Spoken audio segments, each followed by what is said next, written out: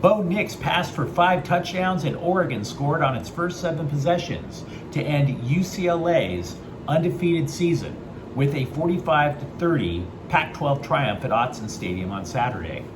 Hi, I'm James the Faithful Angelino Sports with a rapid recap of UCLA football. And if you enjoyed talking about the Bruins, don't forget to subscribe to the channel. We talk UCLA sports here, good times and bad.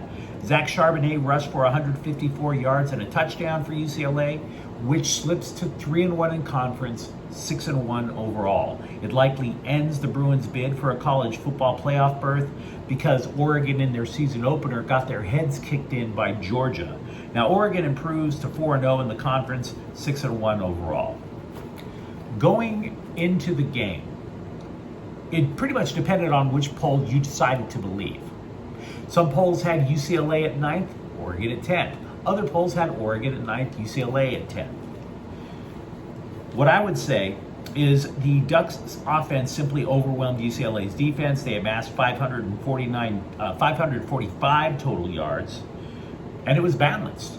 283 yards passing, 262 rushing. 262 rushing yards, for Pete's sakes. UCLA was facing the offense pretty much that Chip Kelly had when he coached it up in Oregon. And when people don't stop UCLA, it was pretty much the same story in reverse. The Bruins created 0 turnovers. Oregon never trailed. Now, Oregon took a 17-10 lead when Nix completed a 49-yard touchdown pass to Troy Franklin.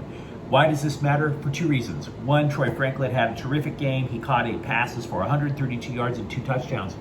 But moments later, Andrew Boyle recovered his own onside kick at the 10:49 mark of the second quarter. Keep in mind, UCLA has a history of special teams issues. They had a couple in their season opening game, which they still won, by the way, but Bowling Green took an early lead in that game, primarily due to problems on UCLA's special teams. So anyway, Boyle recovers his onside kick. The Ducks get the ball back. Jordan James bowls in eventually from 2 yards out. And now it's a 2-score game. And you knew that both teams were pretty much going to be trading scores for the rest of the evening, which they did. But the Bruins faced additional problems, which is one of the reasons they couldn't keep up. The additional problems, it was only their second game on the road, their first in inclement weather. They hadn't won in Oregon since 2004. George W. Bush was the president then.